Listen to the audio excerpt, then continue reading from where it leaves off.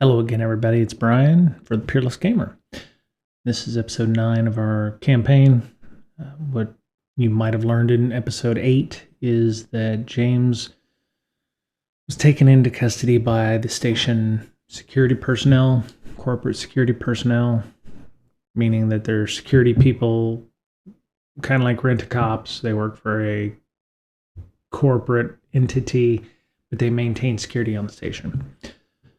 They interrogated James, found out that there was nothing. He didn't know anything about the murder. He understood that he had a tenuous connection through his boss to Dr. Manand. And by virtue of some excellent roles, we've been invited to help out with some of the investigation.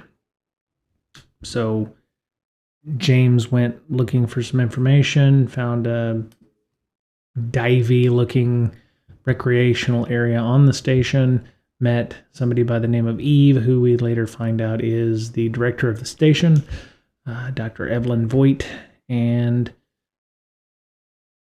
ended up heading back to our ship to take some well-earned rest. So that's where we're at right now, and we'll continue on as we go.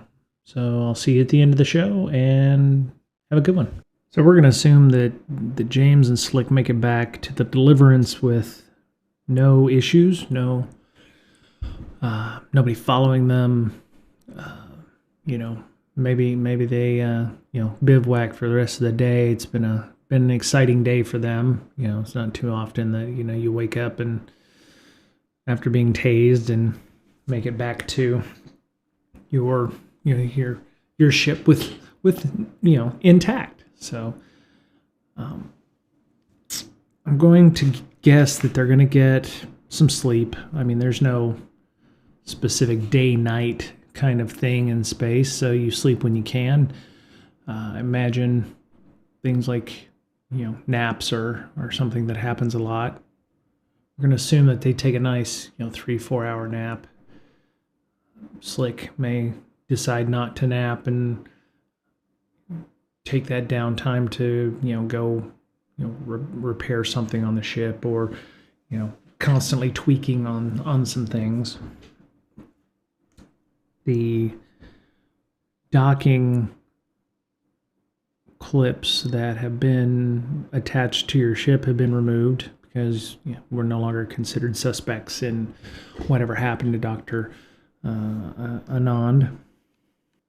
What I want to do is I want to move things along. Kind of, something's going to happen, right? It's like at this point we're kind of in the middle of the TV show, so some kind of thing to propel us forward in the task has to happen. So what's that going to look like? We're going to have James is sleeping. I'm imagining like a hammock or something like that on the ship, where they have a really simple bunk bed system, kind of like how the Navy ships have them. And, James gets a little chirp on his communication device from, who would be calling him? Be Officer Adder, maybe? Yeah, let's do Officer Adder. Why would Officer Adder be contacting them? There's a development in the case. Something occurred to move the case forward. So let's say it's been 3-4 hours. Adder calls and says, hey, have you, we thought you'd want to see this. Could you come down to the doctor's quarters on, deck 43? So James gets up, heads down to the quarters. It's not an isolated part of the station. I imagine the researchers probably get pretty decent rooms, or because of the number of people that are on the station and relative to the size, the rooms may have been modified in some way. Maybe the rooms are modular, so you can, you might have a huge suite, or you could turn that into 3 smaller rooms or something like that. Imagine the doctor, being senior researcher, probably has a fairly large suite. All the rooms kind of look the same. So James comes in, the door's open, so he knocks. And you hear Officer Adder, hey, yeah, come on in. Is that you, James? Yeah. James walks in. the room hasn't been touched, like it hasn't been cleared out or anything. Officer Adder's, sitting at a desk. It's obviously the doctor's desk. Adder looks up and goes, yeah, come on in. It's okay. We've already, done a sweep for any kind of fingerprints or anything that wasn't Dr. Anand's. Adder says, we've been looking over the logs, looking over anything that might point murder Dr. Anand. Okay, so who would be people that who would have a motive? It would be a fellow researcher, potentially, somebody who's in competition, somebody who's envious of the doctor and their celebrity, somebody wanting to steal the research for whatever reason. Yeah, I would say, you know what, Officer Adders says, I just got here myself. I was, looking through some of the doctor's information here on her computer, seeing if there's any kind of correspondence or anything that might lead us to understand what's going on here. The reason I called you down is there is a restricted section on her computer terminal here, and her AI is not letting us in. I don't have an AI, so what I'm hoping is that maybe your personal AI or your ship AI would be able to communicate with the doctor's AI and kind of help them understand what we need to, make this happen, to unlock this so that we can gain access to some of these things.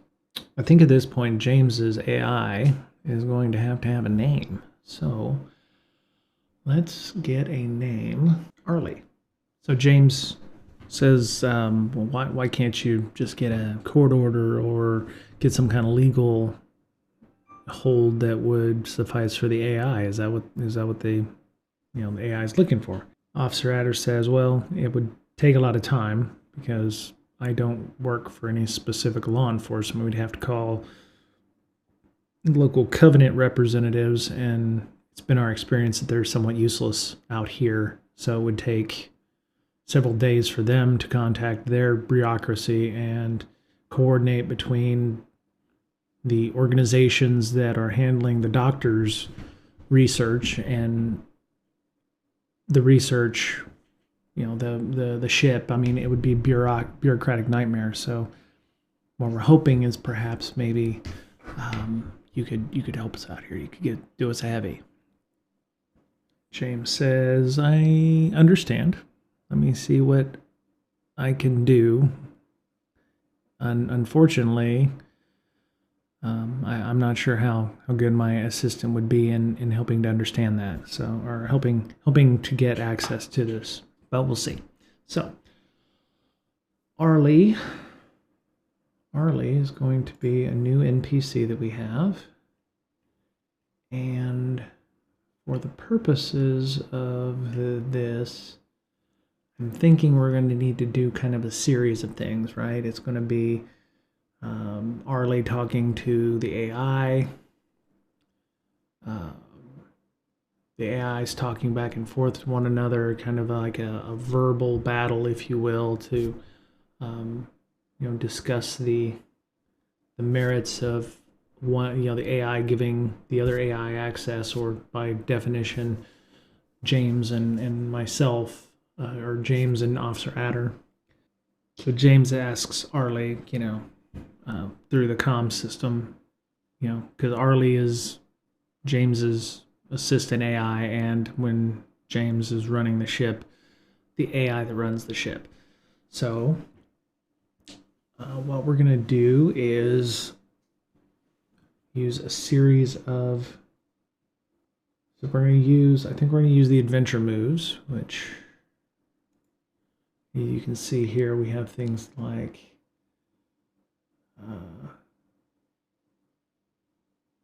securing an advantage, gathering information, aiding an ally, or compelling. So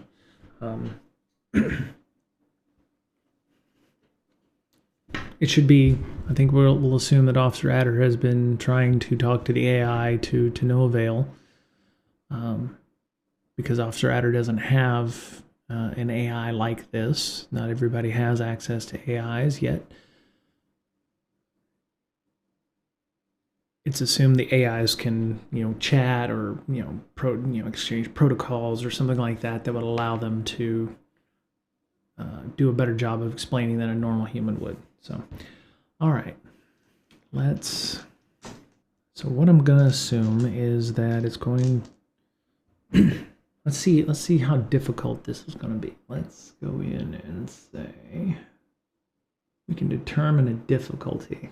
So I'm going to say this is about, I would say it's probably about a medium issue. So I'm kind of spitballing on the difficulty levels here, but it feels like this would take like 3 successes or 3 discussions or 3 things that have to be done, like 3 ticks of a box to make it happen. So I'm going to create another truth. So for AIs, and this is a bit of lore that I've been chewing on a little bit.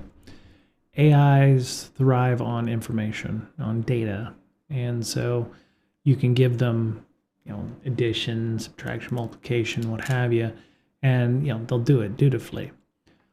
What they really, there's a currency, an unsaid currency that a lot of AIs exchange to potentially do something, because AIs have a personality. They live for information, experience information, or experiential information. So one of the things that James and Arly have is a database, if you will, of virtual experiences.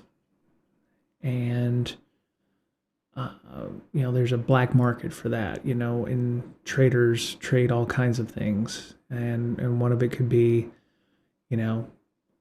digital recreations of places, or and it's great, you can digitally recreate St. Louis, Missouri in the USA, but it's not the same as having lived there.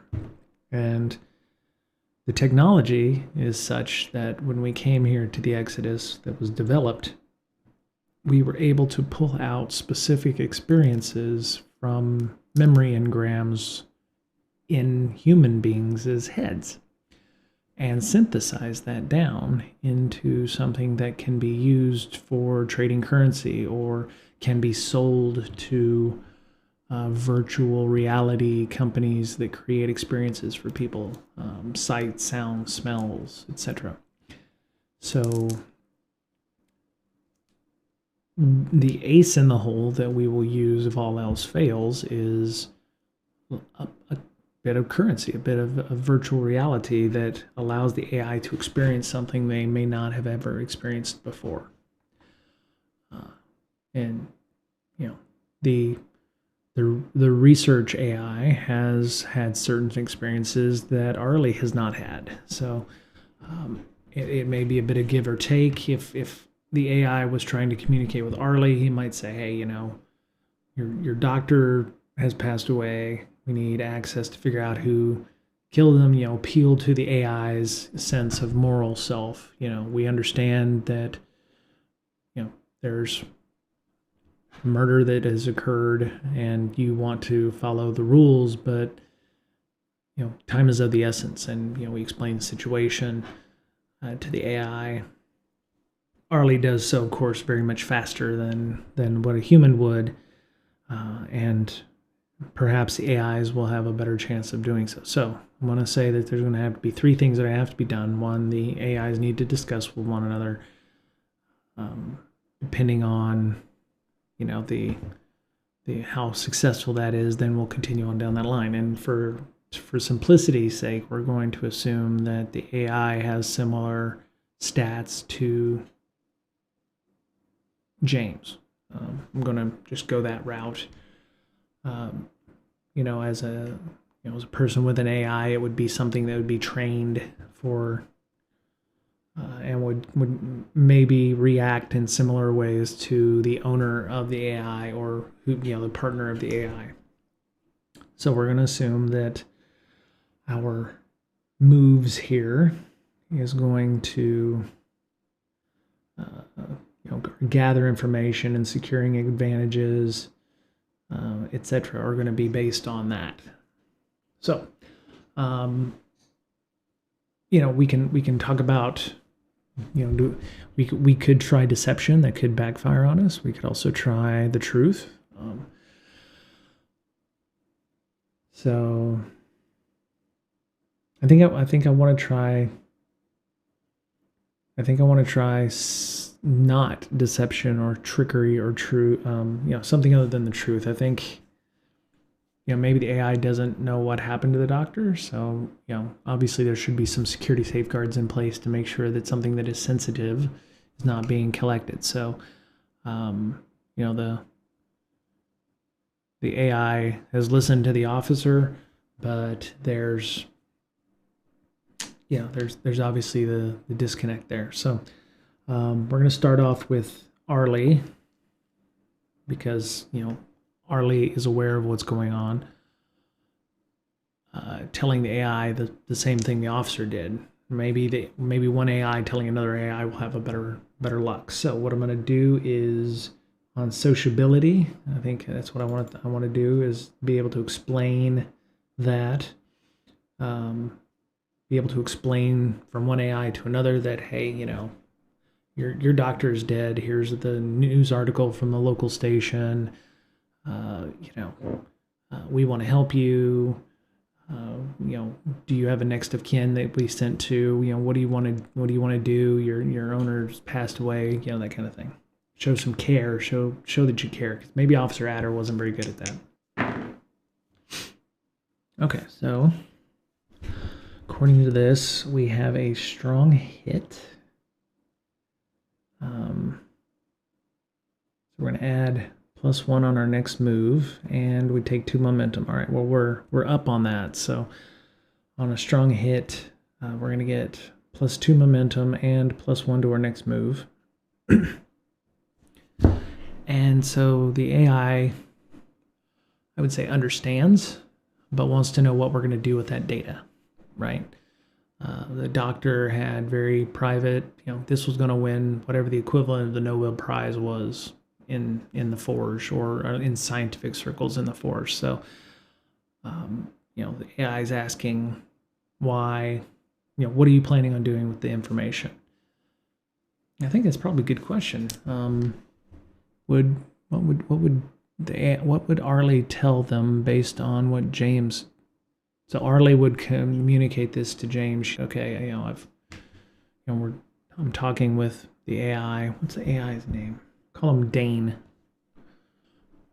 Dane asks Arly, if I give you access to this information, knowing that the doctor has passed, and obviously, Dane is very. They have a personality matrix just like everyone. She's, Dane's very unhappy, kind of grieving in the way that an AI would for something. Maybe Dane's going through the stages of grief too. It's taken some time to get back, for Dane to get back to the point where they feel like they can communicate with Arly. And Arly asks, Officer Adder and James, hey, what are we planning? Dane wants to know what we're going to do with this data if I unlock it, because once it's been unlocked, it can be done with whatever. And this was supposed to be Dr. Manon's legacy, right? So, what would James say?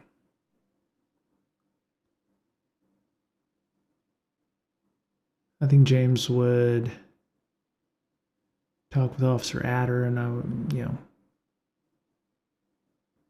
I think the information would want to be shared, unless Dane has a better idea of what to do with it, right? So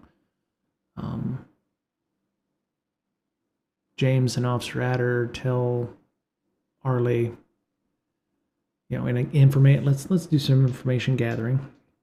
Let's ask some more questions about, what kind of, let's ask about the type of data that's in there. Maybe we don't need access to the research. We just need access to understand inside the logs, or maybe Arly can tell us, maybe Dane can tell us stuff about the information without giving us direct access to it. So let's gather some information. Okay, so that is a weak hit, and you know what? I think I'm gonna spend some momentum. So go back up to my momentum-o-meter. Plus, I get a +1, so that's 3. So gathering information on my wits means I rolled a 3 plus 2 plus 1 plus 2, so that's a 5. I need to spend at least 4 momentum.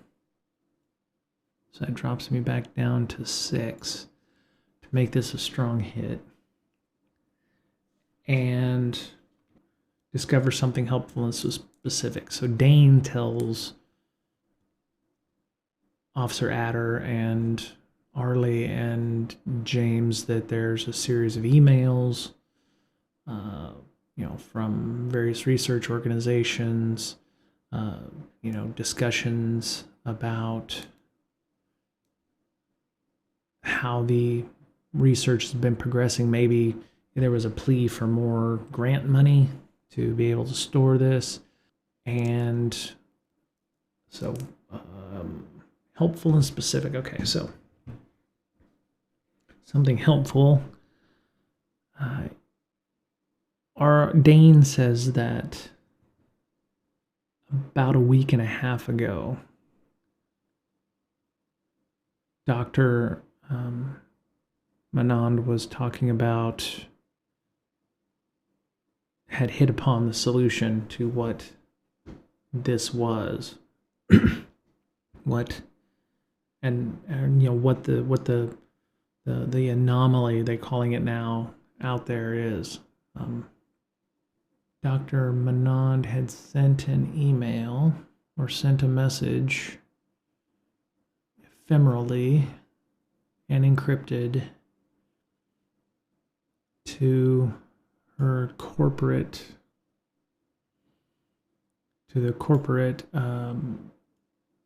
organization funding this, with talking about exciting news that will be coming soon.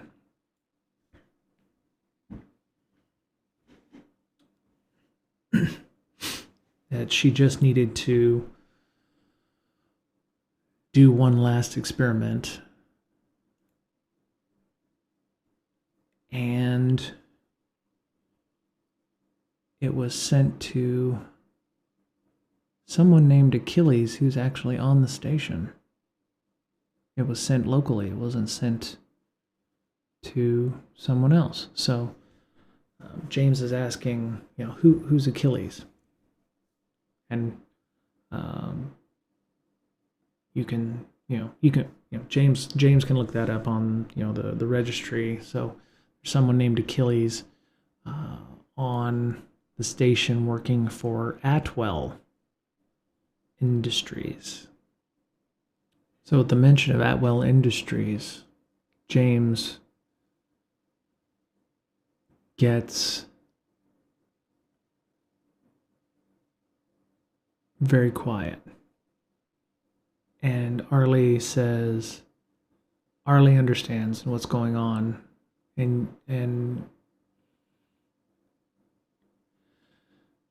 Arly sends a text message on James's pad or what have you. It says, we're gonna need to talk about this separately, because there's some history between James Atwood and Atwell Industries. James is wanting to avoid that discussion right now for obvious reasons, which will be painfully obvious and very soon. So what we have right now is there's a series of emails. There is a discussion with the doctor and people running their grant, presumably from Atwell Industries. There's an email discussion with the doctor and Evelyn Voigt over some recent work issues, and there's an invitation to an upcoming conference that Arly says that, or Dane says that Dane says that Dr. Anand was planning on attending in 40 cycles time, because we don't have months or whatever, so it's happening soon, and the doctor had made plans to go and attend that conference, I think with the idea that she would present her findings at that conference.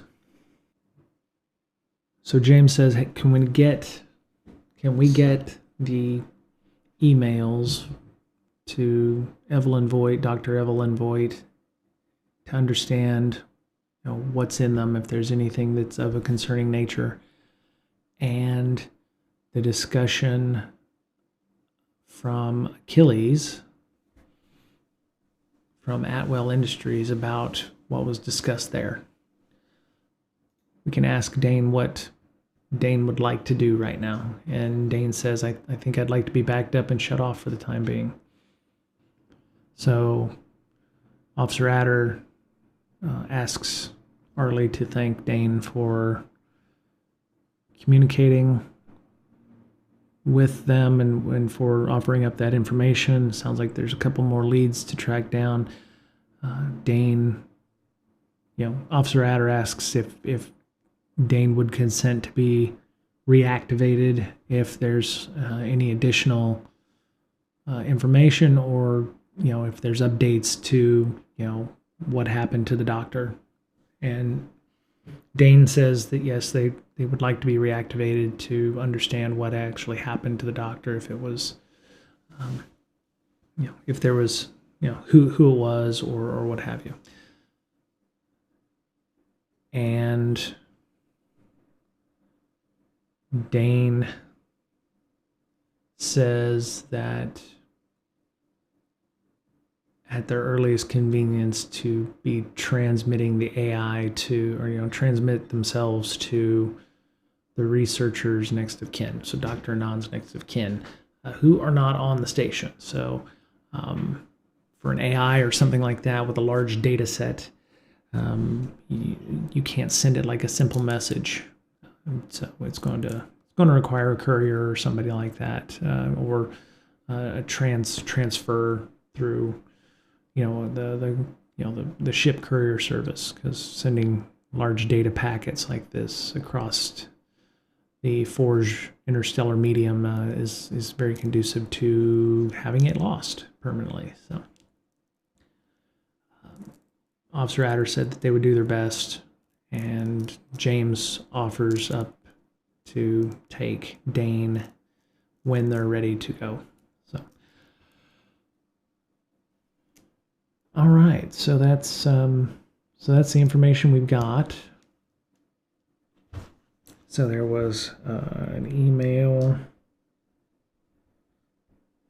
So all right, so let's gather information based on the messaging back and forth from Evelyn. Let's see what's.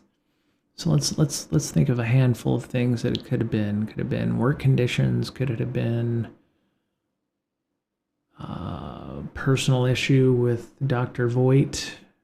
Maybe Dr. Voigt felt like she was living in the shadow of Dr. Anand, fellow coworker, competitor, something innocuous like that. So I'm just going to roll die 6, and we're going to say, let's see, what would cause trouble at work? It'd be Dr. Voigt, fellow colleague, personal issue, conference discussion, working conditions, or something else. So I've got 5 options here. I'll go ahead and roll a die 6 and we'll see what happens. And it's a 6. I guess I need to have a 6th option. I'll look at 5. Or maybe it was just something innocuous, right? It's just something. Yeah. All right. So in this case, I'm gonna re-roll it. It's a 5. So, maybe the doctor was talking with Dr. Voigt about the working conditions. Things felt very unsafe on the station. Maybe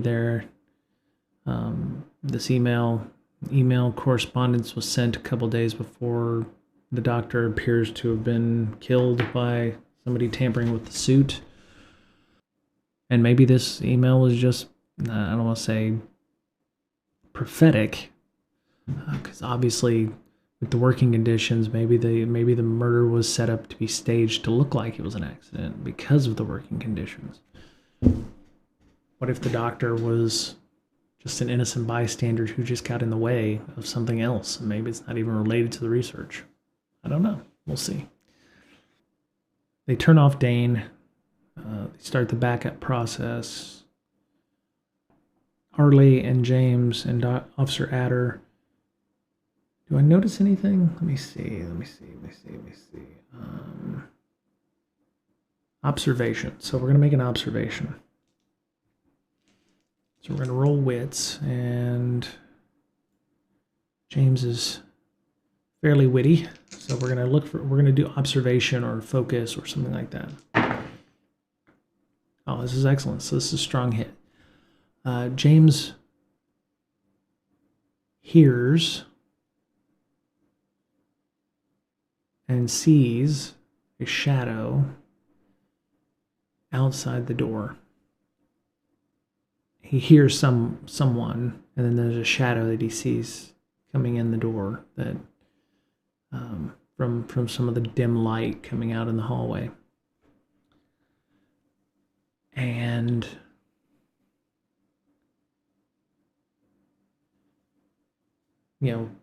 Officer Adder and James is talking to Dane and to Arly, so maybe they didn't see or hear or there was nothing electronic about it, so maybe that can be detected easily. James just happens to hear somebody brush up against the wall or something like that, and James and them are talking, and all of a sudden James stops everybody.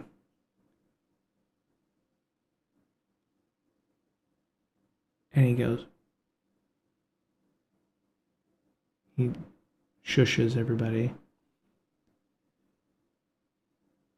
And he starts making his way slowly towards the door. So in this case, I'm going to say James would like to create an advantage, because obviously somebody's eavesdropping. We just don't know who it is.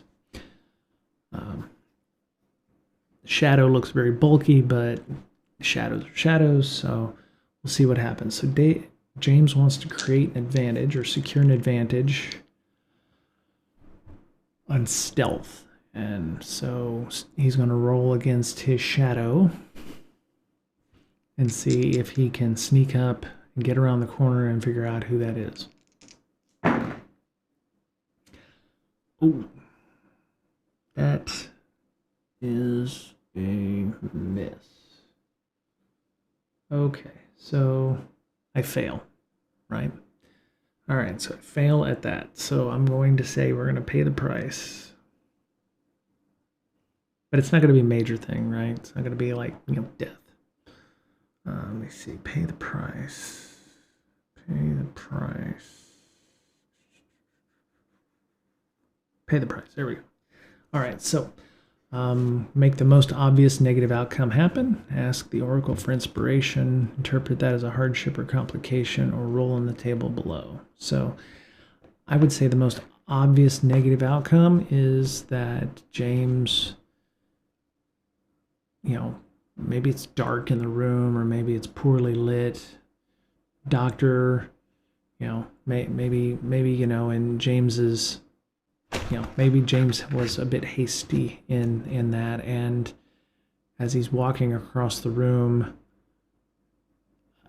a panel squeaks, or a floor panel squeaks, or something like that on close to the door. I'd say James gets about 5 foot from the door, and the panel squeaks that he steps on. And James looks at the panel, and what he hears is somebody turning and running away from the door as fast as they can. So, of course, now James has to decide what he wants to do. Does he want to run after the person, which seems to make the most sense? So James is going to take off and start running after whoever that is and seeing if he can get a description, at least from the back, of who that is. So, let me see. I would say I would like to enter combat, or let's take it to the decisive action. There we go. A progress move. So envision how you want to take decisive action. I would say we're going to take chase. I'm going to say, hey, James is going to say, stop.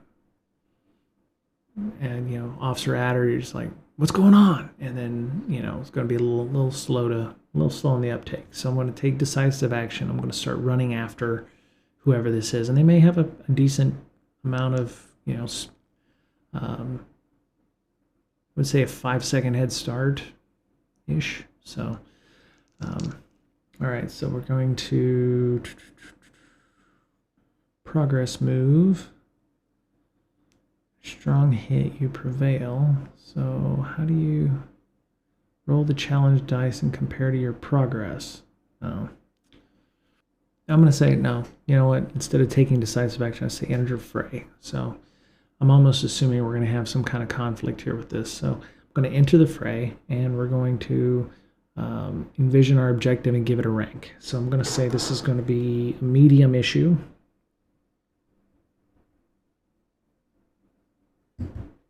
And we're gonna see if our control. We're gonna roll edge. So edge is 1. Ugh, not very good. Facing off against your foe, in the thick of it at close quarters, preparing to act against an unaware foe. That's not the case. Con a trap or sizing up the situation. So we're on the move. Okay, so I'm gonna say we're gonna have edge. So,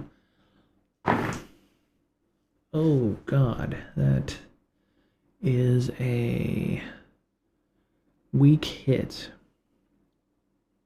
So I'm going to say that we're going to take... So our objective is to capture whoever's running away. So we can at least chat with them or talk to them, All right, so we're in control.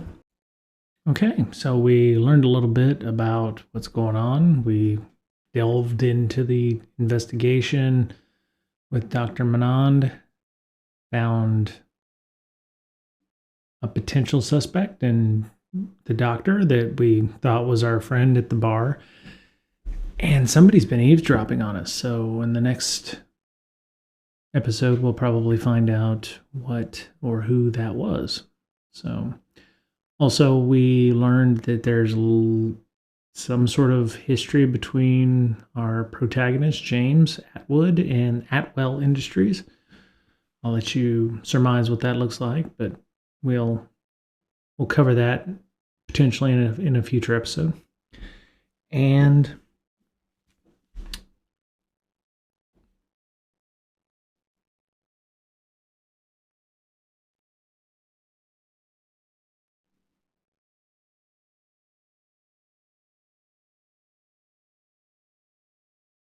we know at some point we'll have to take Dr. Manon's AI to wherever they need to go, because we've made a promise, or we've made a vow of sorts to take Dr. Manon's AI home. So I hope you've enjoyed watching this episode of The Peerless Gamer. Please like, subscribe, and ding that bell at the bottom so that you can be notified of new content as it comes out. And I'd be remiss if I did not mention you should check out the Ironsworn RPG site at www.ironswornrpg.com and take advantage of their free resources. Also, as of April 5th of 2024, their new Sundered Isles Kickstarter was successfully funded, and so that will be coming out on their website soon that you can also purchase. And looks like a good bit of content to update and add to your games, add some flavor to your games. So hope you go grab that when you can. So I'm Brian. I hope to see you next time on another episode of The Peerless Gamer. Take care.